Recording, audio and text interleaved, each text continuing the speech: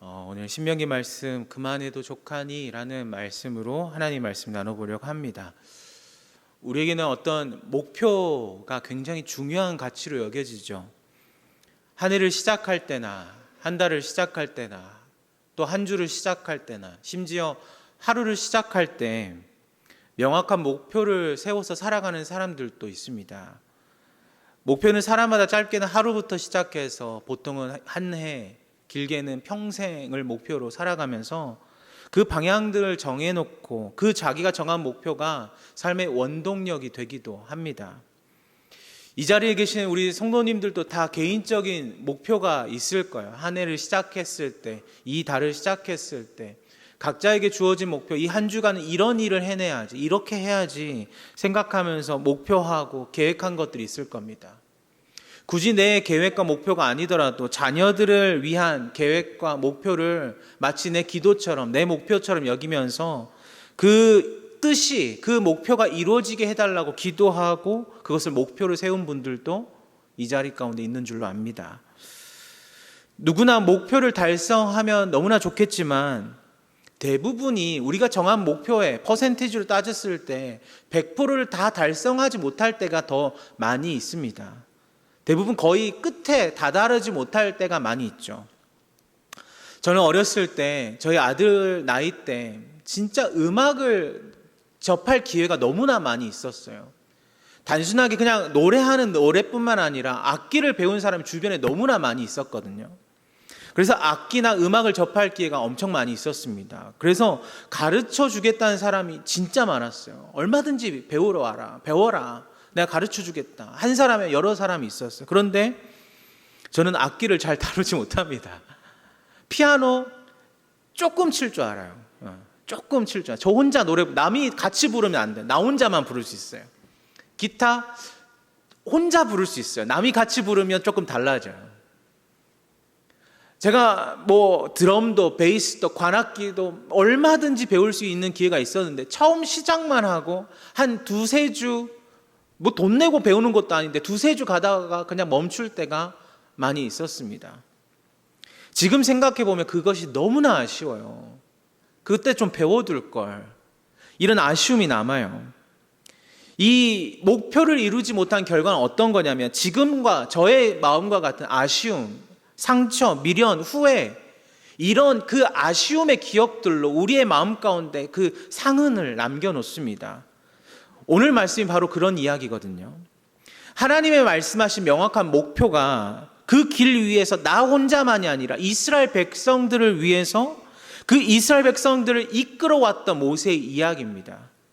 그렇지만 그 앞에서, 그 목표 앞에서 좌절되었던 그 모세의 계획들, 목표들, 그 좌절된 목표로 인하여서 하나님께 기도하지만 그 기도에 대한 하나님의 반응에 관한 이야기, 오늘 그 이야기를 해보려고 해요.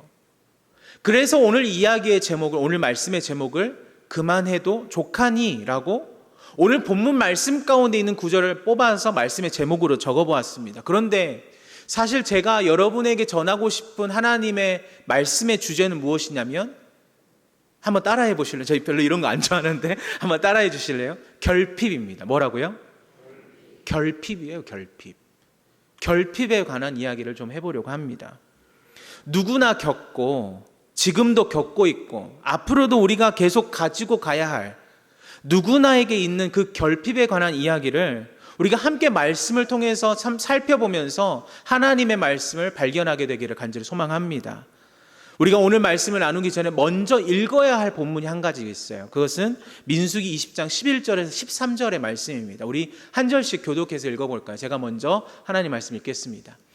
모세가 그의 손을 들어 그의 지팡이로 반석을 2번 치니 물이 많이 솟아나오므로 회중과 그들의 짐승이 마시니라.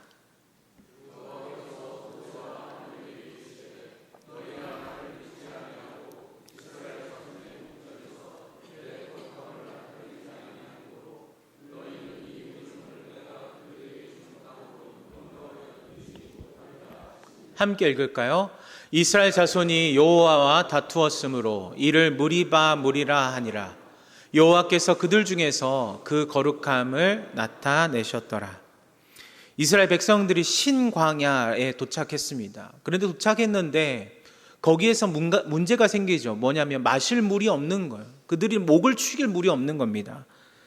이때뿐만 아니라 전반적인 이스라엘 백성들의 그 광야의 삶이 어땠냐면 자신들에게 조금이라도 불편함이 생기면 그 불만이 하늘을 찌를 기세로 불만을 제기했어요.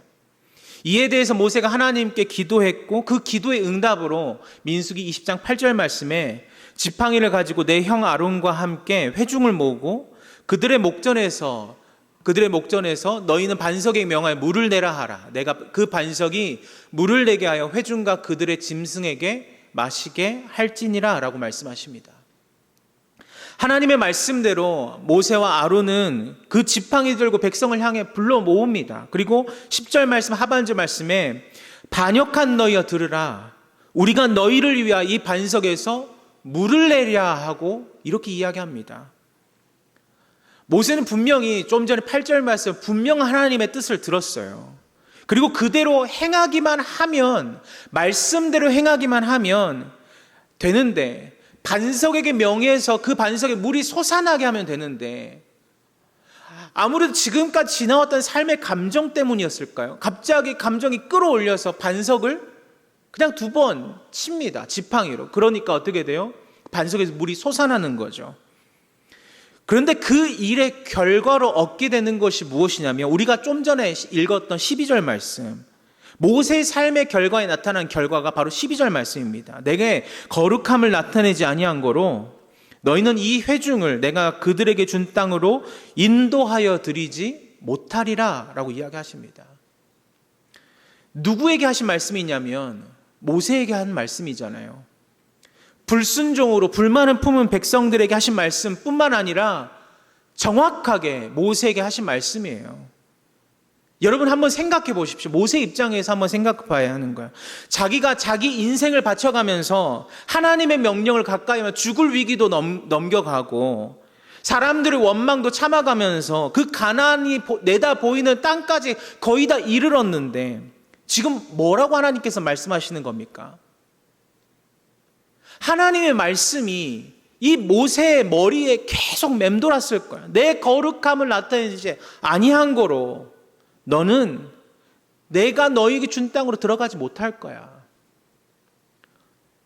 모세는 의심했을 겁니다. 아마 이런 마음일 거예요. 내가 지금 여기까지 한 노력이 있는데 그냥 하나님이 한번 내가 이 불순종했다는 이 모습 때문에 한번 화나셨을 거야. 그래서 한번 해보신 말씀일 거예요. 분명 아침에 자고 일어나면 모세가 섭섭했지. 이제 2번 다시는 내 말에 거역하지 말어. 이제 무조건 순종해야 돼. 이런 하나님의 위로를 기대하고 시간이 지나지 않았을까요? 그러면서도 머릿속에 계속 맴도는 거예요. 너는 그 땅을 들어가지 못할 거야. 그리고 간절히 기도하는 거예요. 시간의 차이가 있는 것처럼 민수기와 신명기 시간의 차이가 있는 것 같이 보이지만 그렇게 시간의 차이가 나지 않습니다. 그리고 오늘 본문인 거예요. 민수기 20장, 신명기 3장 23절 24절 말씀에 보니까 모세가 기도해요. 이 기도의 내용을 우리가 잘 살펴보면 하나님의 권능의 이름과 그 능력을 찬양하면서 정말 뜨겁게 기도하고 놀라운 찬양을 하는 것을 볼 수가 있습니다. 23절 24절 하면 화면을 보여주세요. 뭐라고 이야기하냐면 이렇게 이야기하는 거예요. 내가 간구하기를 다음이요. 주의 크심과 권능과 천지의 어떤 신이 능히 주님께 큰 능력 행하시려 할 수 있습니까? 이렇게 기도하는 거예요. 그런데 모세의 진짜 속내가 어디에 담겨져 있냐면 25절 말씀에 담겨져 있어요. 25절 말씀 제가 읽어볼게요. 구하옵나니 나를 건너가게 하사 요단 저쪽에 있는 아름다운 땅, 아름다운 산과 레바논을 보게 하옵소서 하되 라고 이야기합니다. 이 말이 진짜 모세가 하나님 앞에 기도하고 싶었던 진짜 기도예요. 여러분 한번 생각해 보십시오. 모세의 주변 한번 생각해 보세요. 사람들이 이처럼 지금 모여서 웅성웅성 하는 거예요. 어떤 웅성거리냐면 높은 기대감. 이제 나는 가나안 하나님이 약속한 땅으로 들어갈 수 있을 거야 기대하는 거예요. 산으로 올라가도 그 땅이 내다 보이고 사람들이 모이는 곳에 기대감이 가득해요. 그래서 지금까지 내가 수고했던, 우리가 여기까지 인도하셨던 하나님이 그 보상하듯이 언제라도 내가 건너갈 수 있을 거야 말씀하시듯 언제 우리가 건너갈 수 있는 거야? 서로 3, 4, 5 모여서 언제 말씀하시지? 언제 말씀하실까? 여기저기서 웅성거리는 거예요. 사람들이 희망에 차 있고 정말 기대감에 차 있을 때 단 한 사람,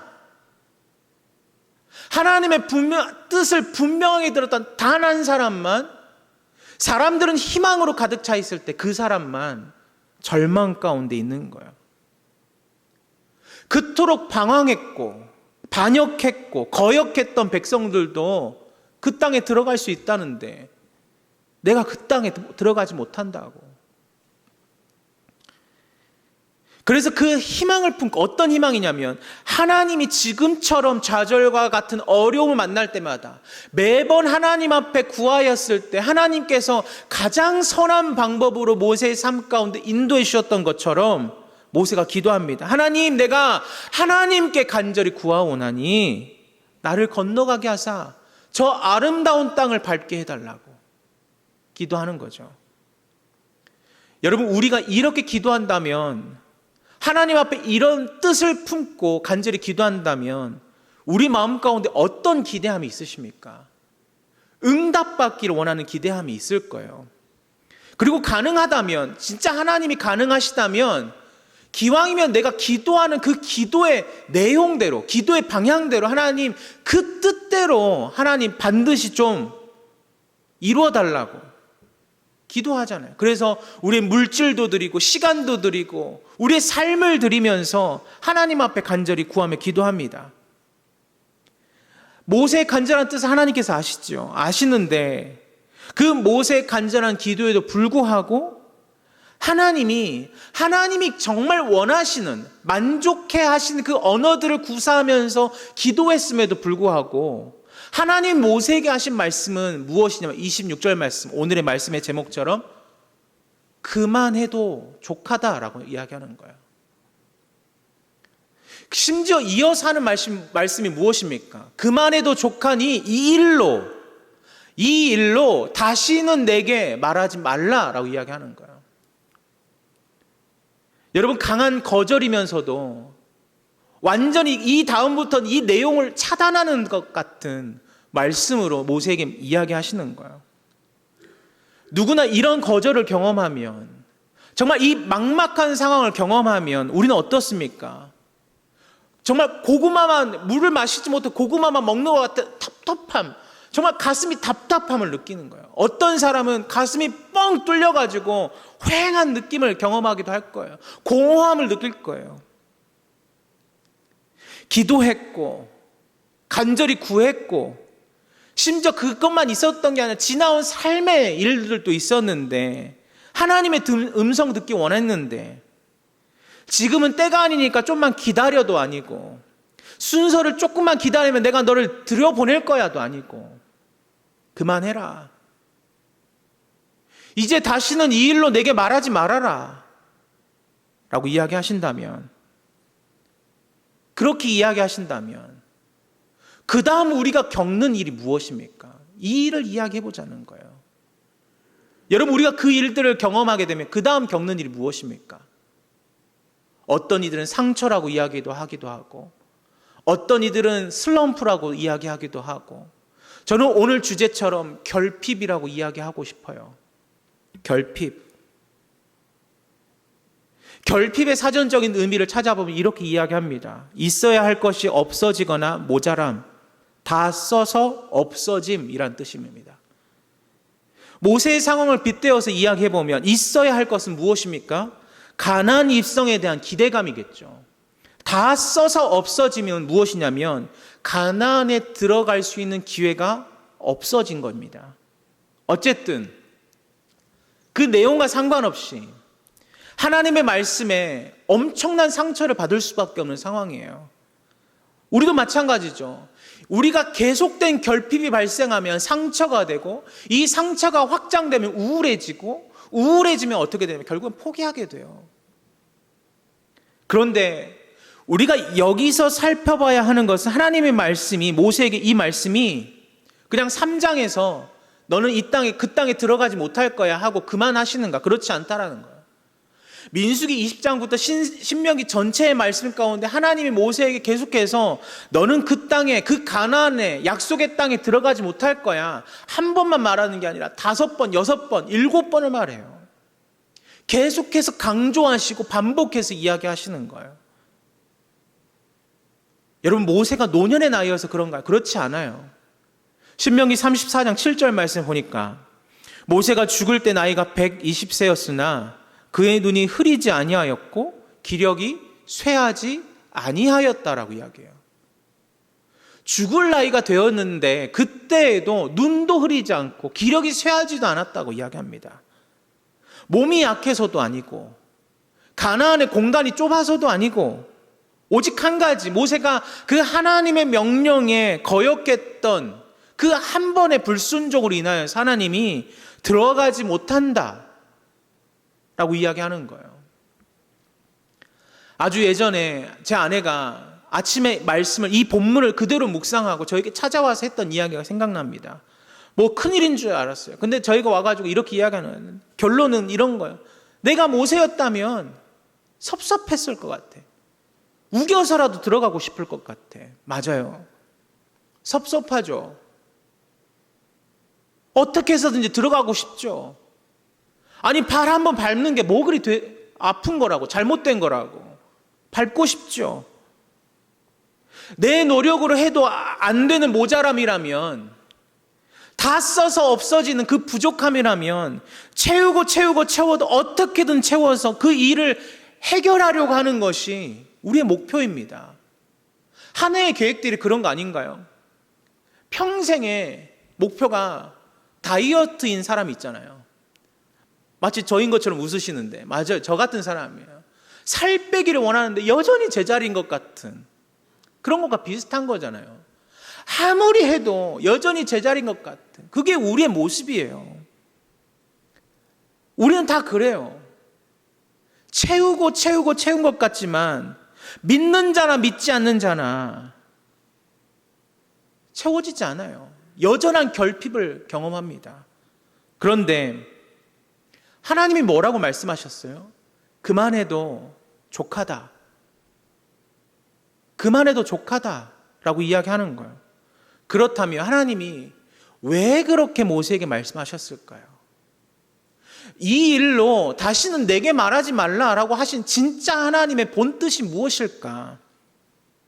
우리의 계획과 목적과 방향과 우리의 진짜 하나님의 간절한 소망을 하나님께서 다 아심에도 불구하고 왜 하나님은 이런 깊은 상처와 같은 말씀을 우리에게 하실까? 제가 하나님의 말씀을 준비하면서 다시금 이 본문을 보면서 주석을 한번 살펴봤어요. 옥스퍼드 주석에 이렇게 나와 있습니다. 제가 그대로 읽어보면 그만해도 족하니의 본문을 직역하면 너에게 많다이다. 여러분, 그만해도 족하니를 직역하면 뭐라고요? 너에게 많다고 이야기해요. 아니, 분명히 우리는 거절로 받고 마치 짜증 섞인 답처럼 여겼고 그렇게 다가왔는데 너에게 많다라뇨. 계속해서 결핍이라고 이야기했는데 그 뜻과 정반대인 너에게 많다. 그러면서 이어서 그 주석엔 이렇게 본문을 설명합니다. 다시 그대로 읽어보면 고린도후서 12장 9절에서 내 은혜가 네게 족하도다라고 하신 말씀과 동일한 의미이다. 우리 12장 9절 말씀 같이 한번 읽어볼까요? 나에게 이르시기를 내 은혜가 내게 족하도다. 이는 내 능력이 약한 데서 온전하여짐이라. 그러므로 도리어 크게 기뻐함으로 나의 여러 약한 것들에 대하여 자랑하리니 이는 그리스도의 능력이 내게 머물게 하려 함이라. 아멘. 고린도후서 12장에 사도 바울이 어떤 일을 경험하냐면 영적인 환상을 경험하게 됩니다. 하나님의 그 놀라운 영적 계시를 경험하면서 사도 바울에게는 사실 교만에 처한 위기에 빠질 때가 있어요. 그럴 때마다 하나님께서 그에게 보여주신 것이 무엇이냐면 그 사도 바울이 끊임없이 이야기했던 육체의 가시입니다. 그 육체의 가시가 사실 교만해지려고 했던 사도 바울의 이 영성을 다시 겸손의 자리로 내려오게 하고 하나님 앞에 구하게 하고 하는 거예요. 아무리 신비한 체험을 했던 사도 바울이라고 할지라도 자기의 육체의 가시로 인해서 하나님 앞에 계속하고 몇 번이고 하나님 앞에 이 고통을 제거해달라고 기도하는데 돌아오는 주님의 답이 무엇이냐면 12장 9절 말씀 고린도후서 내 은혜가 내게 족하다라고 하는 거예요. 여기서 발견하는 신명기 말씀과 고린도후서의 말씀에 공통점이 있습니다. 기준이 누구냐? 초점이 누구냐? 너의 삶을 인도하는 주체가 누구이냐? 여러분 답이 나와 있어요. 누구이십니까? 하나님이시잖아요. 하나님이에요. 바로 하나님이란 사실입니다. 사도 바울이나 모세나 신약과 구약에서 중심의 인물이죠. 정말 대단한 인물들입니다. 하나님의 뜻을 나타내기 위해서 자신의 삶도 포기하고 모든 것을 바치면서 하나님 앞에 자신의 삶을 헌신했던 사람들인데 그런 그들에게도 때로는 하나님의 뜻을 나타내려고 애써 살아가지만 그들 가운데 육체의 가시와도 같은 그 일들을 제거해달라고 하나님 앞에 기도하는데 하나님은 오히려 그래 너희가 수고했으니까 그 일을 내가 제거해 줄 게가 아니라 족하다 라고 말씀하시는 거예요.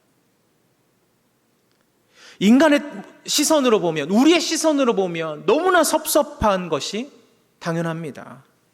도저히 이해할 수 없는 하나님의 뜻이에요. 그러나 하나님은 말씀으로 모세와 사도 바울에게 채워지지 않는 공허함, 아픔, 결핍에 메마른 우리를 향해서 주석의 말씀처럼 너에게 많다, 충분하다라고 말씀하시는 거예요. 그러면서 이 말이 너무나 이해가 안 돼서 설교하는 중간에 계속 음악을 듣고 생각을 전환하고 그러다가 너에게 충분함이라는 말의 본뜻이 드디어 보이기 시작했습니다. 여러분 하나님께서 말씀하신 충분함이 어디에 있습니까? 지금 하나님이 말씀하신 의도가 무엇인가요? 하나님이 우리의 필요 충족을 나타내는 언어가 아니라 정말 말씀 깊숙한 곳, 우리는 표면적인 말씀만 보면서 그 문자 그대로만 그만해도 족하다, 거절과도 같은 말씀을 보았지만 하나님께서는 그 표면적인 곳, 깊숙한 곳에 하나님의 뜻을 나타내시면서 담아내신 하나님의 뜻이 무엇이냐면 충분함이라는 단어예요. 충분함. 어떤 충분함인가? 하나님과의 그 영적인 관계에서 나타나는 충분함이라는 거예요. 하나님과의 온전한 관계에서 얻어지는 충분함이라는 겁니다. 모세의 기도에 하나님이 답하시는데 어떻게 답을 하시냐면 명령으로 답하시죠. 26절과 27절 말씀인데 제가 읽어볼게요. 한번 띄워주시면 제가 읽어보겠습니다. 신명기 23장 26절 제가 읽어볼게요. 여호와께서 너희 때문에 진노하 내 말을 듣지 않으시고 내게 이르시길 그만해도 족하니 이 일로 다시 내게 말하지 말라 하시고 27절 말씀에 너는 비스간 산 꼭대기에 올라가서 눈을 들어 동서남북을 바라보고 내 눈으로 그 땅을 바라보라. 너는 이 요단을 건너지 못할 것이라 이야기하시면서 그 다음에는 이렇게 하십니다. 냉정한 거절과도 같은 이야기를 하시면서 그 다음 일, 사실 모세에게 해당되지 않는 일을 명령처럼 이야기하시는 거예요. 가나안 땅을 바라보면서 축복하며 기도하고 너를 이어서 갈 그 리더를 향해서 그를 위해서 축복하며 기도해라. 여러분 어떤 사람이라도 지금 여기까지 딱 맞닥뜨린다면 마주한다면 어떤 감정이 오냐면 폭발하는 거야. 이쯤 되면 갈 때까지 간 거다 라고 생각하면 폭발하는 거예요. 아니 염장 지르는 것도 아니고 나는 못 가는데 누구를 축복하라는 겁니까? 아니 뭐 하라고 하는 겁니까? 이렇게 생각할 수 있는데 모세는 드디어 깨달았어요. 그만해도 족하니 라는 너는 부족한 것이 아니라 이미 충분해. 말씀하신 진짜 뜻을 민수기 20장 그 무리바 사건 때는 깨닫지 못했던 모세가 지금 이 순간에는 깨달았어요. 무엇으로 충분한 것인가? 내가 무엇 때문에 충분한 것인가? 내가 하나님으로 충분하다라는 것을 깨달은 겁니다. 방황하는 모세를 붙들었던 하나님, 그를 좌절 가운데에서도 일으키셨던 하나님, 실망과 좌절 가운데 새 힘을 불어넣으셨던 하나님, 광야의 삶 가운데 그 누구도 경험하지 못했던 그 충분한 은혜와 내밀한 하나님의 손길을 경험하게 하셨던 하나님, 언제나 모세와 함께 하셨던 하나님을 모세가 깨달은 거예요. 사도 바울처럼 모세에게 여전히 육체의 가시와 가도 같은 밟지 못한 땅이 눈앞에 선하게 남아있지만 충분하다라고 말씀하시는 그 하나님의 은혜가 이해할 수 없었었는데, 이전에는 받아들일 수 없었었는데, 그 일이 해결돼서가 아니라 하나님이 늘 함께 하셨기 때문에 그 일들이 깨달아지기 시작하더라는 거예요. 무엇으로 충분하냐? 하나님으로 인해 충분하다라는 거예요. 사랑하는 성도 여러분, 여러분의 입장에서 한번 생각해 보십시오. 나에게, 지금 여러분에게 결핍이 발생하는 이유가 무엇입니까? 사실 만족할 수 있는 충분한 조건이 우리에게 있음에도 불구하고 우리의 시선과 시각이 사로잡게 하는, 그 부족하게 바라보게 하는 그것들이 우리를 충분하지 못하게 만드는 것이 사실입니다. 제가 지금 조금 늦은 때 대학원을 다니고 있어요. 이제 2학기 개강을 했는데 이번 주 월요일에 예배를 드리는데, 작년에 우리 교회에 오셔서 말씀을 인도해 주셨던 김은용 총장님이 말씀을 전하셨어요. 그때 말씀은 다윗의 이야기를 하셨습니다. 그때 다윗의 이야기를 하시면서 정말 그 말씀이 다 이야기는 할 수 없지만 제 마음을 크게 울리는 거예요. 다윗이 정말 힘든 상황, 그냥 단순히 쫓기는 상황을 뛰어넘어서 이제는 미친 척할 수밖에 없는 그 상황 가운데서 그냥 표면적으로 사무엘상 말씀에는 미친 척하면서 그 침을 질질 흘리면서 도망가지만, 그 중간에 그 하나님 앞에 심정을 토하는 그 다윗의 고백은 시편 34편에 적혀 있는데 하나님을 찬양하고 있는 거예요. 언제요? 미친 척하면서. 도저히 하나님을 찬양할 수 없는 그때 하나님을 찬양하고 있는 거냐? 침을 질질 흘리면서, 내가 왕의 신분이지만 미친 척하면서 그렇게 찬양하고 있는 거예요. 그리고 그 말씀을 들으면서 속으로 펑펑 울었어요. 여러분, 우리의 결핍이 아무리 채우고 또 채워도 다 채워지지 않습니다. 채워진 것 같지만 어느새 부족함이 나타나고 그 결핍이 발생해서 결국에 우리를 어렵게 만들어요. 그런데 하나님이 원하시는 것, 다윗과 사도 바울과 저와 우리 모든 성도들에게 원하시는 것, 그것이 무엇이냐면 하나님으로 인한, 성령님으로 인한, 주님으로 인한 충분한 회복인 줄로 믿습니다. 하나님으로 충분하고 예수 그리스도로 충분하고 성령님의 은혜로 충분한 삶, 이 너무나 분명한 하나님의 뜻을 깨달은 모세에게 일어나는 것이 있다면 회복이에요. 시간이 너무 많이 가서 짧게 말씀드리면, 첫 번째는 어떤 회복이냐, 3가지로 말씀드릴 건데, 첫 번째는 시선의 회복입니다. 하나님이 비스가 산 꼭대기에 올라가게 하셔서 이제 그가 밟지 못한 땅을 바라보게 하십니다.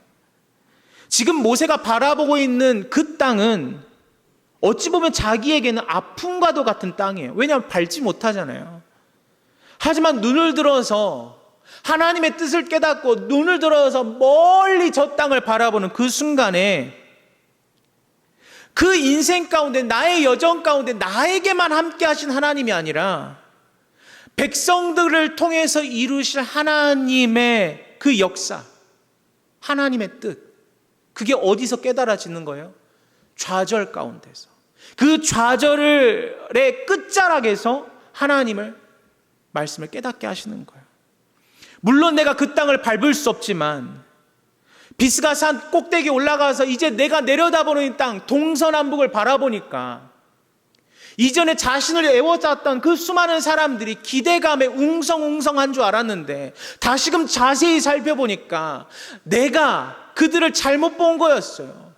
여전히 그들에게는 기대감뿐만 아니라 두려움이 있었고 짜증 섞인 불만도 있었고 여전히 하나님 나를 언제쯤 여기 산을 넘어가게 하실 거냐고 그런 공동체였어요. 그러면서 그 공동체를 위해서 그리고 그들이 밟은 그 땅을 위해서 기도하게 하시는 거죠. 하나님이 그때 산에 오르게 하셔서 모세에게 보시게 하신 것은 기도할 수 있는 한 사람, 그 땅을 바라보면서 이 백성들이 밟을 땅을 바라보면서 기도할 수 있는 한 사람, 점점 멀리 떨어져 가고 이 백성의 군중들이 멀어져 가지만 그들을 위해서 기도해 줄 수 있는 한 사람을 모세로 세우시는 겁니다. 우리의 삶에 영적인 그 슬럼프 같은 결핍 가운데 하나님이 주신 새로운 회복 첫 번째가 있다면 우리의 시선이 달라지는 거예요. 두 번째로는 사명입니다. 아까도 말씀드렸지만 그 다음 이을 리더를 축복하라고 이야기하세요. 명령하라고 이야기하시면 그를 세우고 격려하라고 하세요. 자기가 하지 못할 일, 어차피 나는 해당되지도 않는 일을 바라보면서 이 백성들을 위해서 기도하고 그들을 이끌 리더를 축복하라는 거예요. 아니 내가 어차피 가지도 못할 그 땅을 바라보면서 그리고 그 백성들을 위해서 그 리더를 위해서 그 돕는 자의 역할로 세운다. 여러분 내 일을 남에게 넘기는 것처럼 아쉬움과 미련이 남는 거 없습니다. 내가 충분히 할 수 있기 때문에 얼마든지 더 보이기도 하고 많은 것들을 할 수 있어요. 그런데 모세는 그 미련을 넘어서 그 다음 세대를 축복함으로 자신의 인생의 여정을 완성해요. 세 번째는 어떤 회복입니까? 신앙의 회복이에요. 모세는 비록 지금 자신의 바람, 목표와가 같은 바람이 좌절되었습니다. 그런데 이스라엘 전체에는 어떤 하나님의 바람과 계획이 운행하시냐면 하나님의 계획이 여전히도 이어져 가고 있는 거예요. 인간의 실패, 결핍, 슬럼프 결코 이 모든 것들이 하나님의 약속을 막지 못하는 줄로 믿습니다. 하나님의 신실하심과 헌신에 만나는 그 자리가 어디입니까? 우리가 결핍하다고, 우리가 부족하다고 느끼는 그 자리 가운데 하나님의 은혜를 회복하는 자리가 될 줄로 믿습니다. 모세가 경험했던 것이 바로 그런 거예요. 자기와 늘 함께 하셨던, 가장 절박한 순간에도 함께 하셨던, 비록 내가 밟는 땅이 가나안은 아니더라도 믿음의 눈을 들어서 하나님을 바라보는 그 순간 내가 밟는 땅이 가나안이 아니더라도 하나님이 여전히 나와 함께 하시는 믿음의 하나님의 나라이라는 것을 드디어 깨달은 거예요. 저나 우리 모든 성도님들 다 모두가 여기에 있는 사람 한 명도 빠짐없이 어린애부터 장년에 이르기까지 모두 다 결핍을 경험해요. 이것이 부족하다고 이야기하고 세상보다 남들보다 덜 가진 거, 부족한 거, 못 이룬 거, 빈손 같은 거, 허전함, 다양한 감정들, 결핍들, 아픔들, 상처들, 그것들로 인해서 우리를 어디까지 밀어넣냐면 영적인 슬럼프로까지 다 밀어넣습니다. 그리고 내가 하나님 날 좀 여기서 좀 구원해 달라고 그렇게 기도하죠. 그런데 성경은 분명하게 말합니다. 명확한 문구로 그래 내가 너를 일으킬 거야 라고 말하지 않으시고 오늘 모든 이들에게 이렇게 이야기하는, 그만해도 족하다. 그만해도 족하다. 여러분 하나님께서 마치 거절과도 같은 이 문장 가운데 하나님의 명확하고 분명한 뜻을 담아 놓으시면서 부족하고 결핍이 발생한 것이 아니라 너에게는 지금 무엇이 일어났느냐? 하나님으로 인해 충분한 삶을 살아왔다 라고 말씀하시는 줄 믿습니다. 사랑하는 성도 여러분, 지금 여러분이 그리고 제가 앉아있는 이 자리가 어찌 보면 예전에 보다 영적으로 슬럼프를 경험한다고 스스로 이야기하고 있는 그 자리일 줄도 압니다. 그런데 진짜 은혜는 무엇이냐면 그 공간이, 그 자리가 하나님을 경험하는 자리라는 사실을 오늘 깨달으셨으면 좋겠어요. 나에게는 이미 많아요. 무엇이 많냐면 모세처럼 하나님의 은혜를 경험한 믿음의 자리가 그 순간이 너무나 많다라는 거예요.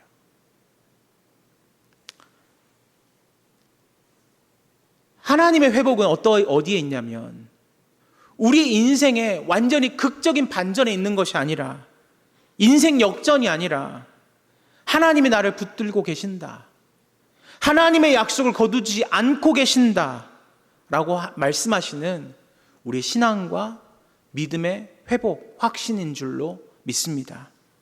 이제 말씀을 좀 정리합니다. 제가 이 찬양을 한번 같이 여러분과 나누고 싶어요. 잘하는 찬양인데 한번 반주를 같이 해주시고, 여러분 잘 아는 찬양이 어떤 찬양이면 시선이라는 찬양입니다. 잘 아시죠? 근데 이 찬양이 만들어졌을 때 어떤 분이 만들었냐, 김명선이라고 하는 여자 찬양 사역자가 있어요. 젊은 여성, 저랑 거의 나이가 비슷할 거예요. 아마 조금 더 많던지. 근데 이분이 찬양을 만들고 첫째 아이가 태어났을 때 이 찬양을 만들었다고 합니다. 임신했을 때. 그리고 이 찬양 만들지 얼마 지나지 않아서 이 찬양이 교계에 너무 큰 반향을 일으켰고 여기저기 불려다니면서 사역을 많이 하게 되었어요. 그래서 바쁜 나날을 보내는데 그 무렵에 남편이 감기인 줄 알았는데 알고 봤더니 말기 암 판정을 받게 되었어요. 너무나 큰 충격이었고 이겨낼 수 없을 것 같아서 정말 막막한데 기도 가운데 확신으로 하나님, 내가 이 믿음으로 이겨낼 수 있을 거라는 그 믿음을 하나님께 약속으로 확신으로 받았다라고 생각하면서 간사님과 남편이 각자 사역과 일에 매진하면서 의연한 모습을 보이려고 무지하게 애를 썼대요. 그런데 회복되리라는 믿음과 반대로 남편이 얼마 못 가서, 몇 개월 못 가서 하나님의 품에 안기게 됩니다. 그때 김명선 간사님에게 들었던 처음 마음은 하나님 감사합니다가 아니었어요. 큰 원망과 말할 수 없는 섭섭함이었어요. 분명히 하나님이 회복하시리라 믿고 기도하면서 약속으로 믿고 기도했고, 그래서 주변의 자녀들에게, 부모님에게, 주변에 믿지 않는 사람들에게까지 다 이야기하면서 하나님이 우리 남편을 고쳐주실 거야 라고 이야기했는데 마치 하나님의 영광이 땅에 떨어진 것 같은 느낌이 들었다고 해요. 그렇게 남편의 빈자리를 느끼고 자기가 가장이 되어서 집안일도 하고 일도 하면서 그 생활을 이어갈 때 얼마 지나지 않아서 하나님이 그 간사님에게 깊은 깨달음을 주셨다고 합니다. 그 깨달음은 이런 거예요. 본인은 남편이 건강하게 회복되어져서 사람들에게 짜잔 하고 나타나는 것이 진짜 영광이라고, 하나님의 영광이라고 생각했는데 하나님의 영광은 회복이 아니라 하나님의 영광은 아픔과 어려움과 결핍과 슬럼프와 상처, 그 말할 수 없는 상황 가운데서 그럼에도 불구하고 주님을 따르는 사람을 통해 여전히 빛나는 그 빛, 그럼에도 불구하고 주님을 따르는 사람들을 통해 여전히 빛나는 그 빛, 그 빛이 하나님의 영광임을 깨달았다라고 이야기합니다. 사랑하는 성도 여러분, 우리는 어떤 기도를 드리고 계십니까? 내 목표를 이루기에 어떤 기도를 드리고 계십니까? 제가 지금 수요 이 기도회 설교 계속 몇 주째 이어져서 하고 있거든요. 근데 지지난주에 제가 기도할 때 하나님 앞에 너무 답답한 마음이 있었어요. 제가 기도에 인도를 하는데 저는 막 목소리 높여 찬양하는데 여기 앞에 소리가 너무 작게 들리는 거예요. 그래서 여러분, 저는 이 기도의 제목으로 막 기도했는데 사실 제 마음 가운데 하나님, 저기 소리가 좀 크게 들리게 해주세요 하나님. 우리 성도들 좀 크게 기도하게 해주세요 하나님. 원망 섞인 기도를 했습니다. 그런데 하나님의 방법은 거기에 있지 않는 것 같아요. 소리가 큰 기도가 아니라 진실된 기도를 하고 있는 여러분을 향해서 말씀하시고 있는데, 저는 여전히 내 시각과 생각과 내 목회자라고 하는 그 사명에 휩싸여서 잘해야겠다, 이 반응이 잘 나왔으면 좋겠다, 이렇게 여기는 거예요. 여러분, 우리는 그렇게 기도하고 있지 않나요? 나의 목적을 이루는 기도가 아니라 여전한 아픔과 결핍과 상처, 어려움에도 불구하고 주님을 따를 수 있는 자들을 통해 빛나는 그 빛과 같은 기도를 드리는 우리 모든 성도님 되시기를 간절히 소망합니다.